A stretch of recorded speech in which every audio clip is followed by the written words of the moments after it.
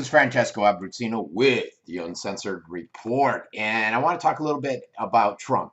And I was talking to an individual today out at one of the rallies, and some concerns I had in regards to some actions that he's taken. And two of the latest actions involve cannabis, taking essentially wanting to go into the states and act for them at a federal level. Yet, which is strange because he just passed the or canceled out the transgender executive order because he said it should be a state issue, which I would think the recreational marijuana would be. So you got Sean Spicer out there, and he came out and he said, "Look, Trump administration is going to ramp up their, I guess, essentially their drug war against cannabis." And then also at the same time, which came out yesterday, which was a little surprising, is well, it shouldn't have been that surprising, is you had Attorney General Jeff Sessions come out and say, look, we're going to reverse the plans to phase out private prisons, and we're going to go ahead in full force with them, which a lot of people look at it and say, boy, that's hand in hand with increasing the drug war and increasing privatization of the prisons, which the drug war has been key in essentially making private prisons such a lucrative business. And some are wondering out loud if the intent of the feds is to crank down on these states that have the legalized recreational marijuana so that they can fill up the private pensions. With these people that are out there basically smoking a plant that a lot of individuals find to be very beneficial in terms of medicinal value.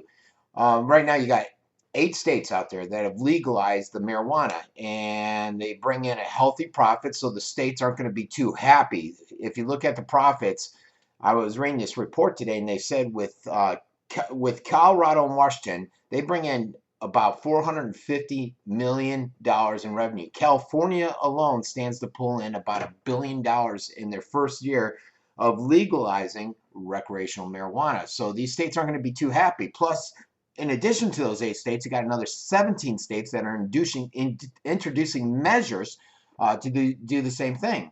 And you got a large support for recreational marijuana when you talk at a federal level, with about 59% of the Americans out there saying, yeah, we need to support it, marijuana, and the legalization of it. And then you got 71% out there that say the government shouldn't interfere with the state in their on this issue. And again, it's strange because Trump has said he's all about state rights, constitutionalist, and yet, and he shows that with transgender, and that's the logic there. Yet he's coming in after recreational marijuana use, and I don't use marijuana. I could care less. It's more the point, which I'm always big on points of why he's doing this.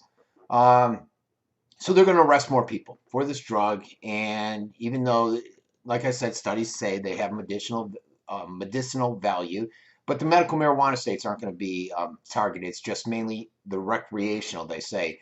And you got to wonder, what is the reason for this? Is it the corporate bottom line of these private industrial complexes, these prisons out there? Is it the criminal justice system? And if you look at some of it, I mean, you got to think, I don't know. I know that the alcohol producers are heavy against the legalization of marijuana, and same with the pharmaceutical companies. And you got to think that a lot of the attorneys out there too would be heavy against it, I would think, just thinking out loud, because they make a lot of money defending these drug cases. But what do I know? So what is happening here? And if you look at, some people pointed out to the facts in this article that if you look at marijuana and where it's been legalized in states, that the reliance upon pain prescription medicine and the overdoses due to opioids like heroin and stuff has decreased substantially. They say that the DEA's drug schedule, and putting marijuana on there as a schedule, basically was more to do with big pharma and not the fact that they will harm Americans, because there's so much value, medicinal value, to the marijuana, and that they just wanted to penalize them. And again, that was due to the legislation arm, the big money interest of big pharma. Not sure if that's true or not, but it has some bearing.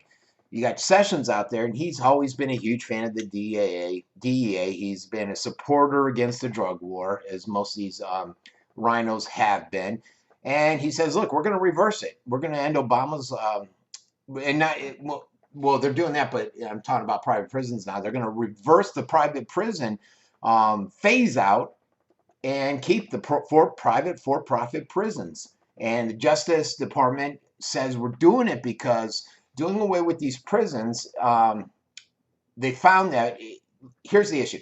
Many found that if you do away with them, there's more safety and security issues at these private prisons. But Sessions is saying that's not necessarily true. And some people started looking into donations, and I guess there was a PAC that donated $125,000 to them. They're a subsidiary of the Geo Group, which is their government contractor into these prisons. Some say they're barred from making political donations, and so there was concerns around there. But Attorney General Sessions has always been pretty much a pro-private prison guy, and a lot of people are wondering, is it because his pockets are padded? Who knows with these politicians anymore? But he himself greenlighted the private prison industry in Alabama when he was an attorney general there. And he gave them some lucrative contracts, and a lot of people are looking at that as rightfully they should. So you have some concerns out there. And again, these are, I worry about this stuff when I see it. And I voted for Trump. I'm not a Republican. I'm not a Democrat. I'm independent. And I still favor Trump over Hillary significantly on a multitude of issues. But you have to call him out when you think he's wrong on some issues. And like I said, I was at a rally today, and I saw this guy that's basically a Hillary supporter. I call him the socialist. And I said, look, you guys need to be kind of like I am. And I'm calling Trump out. I don't like his increase in the nuclear arsenal. I don't like the privatization of the prisons and pushing that again. I don't like going after state rights on recreational marijuana. And there was one other issue, which I still can't remember, that he's pushed out that I'm not a huge fan of.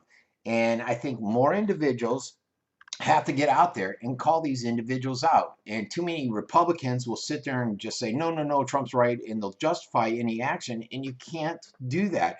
The same as the progressives, the liberals should not have done that with Obama, which they did repeatedly, even with Hillary, when everyone knew she was a crook. But nobody wanted to say it because they wanted to stick to the party lines, which is a shame. And it only hurts us, the people.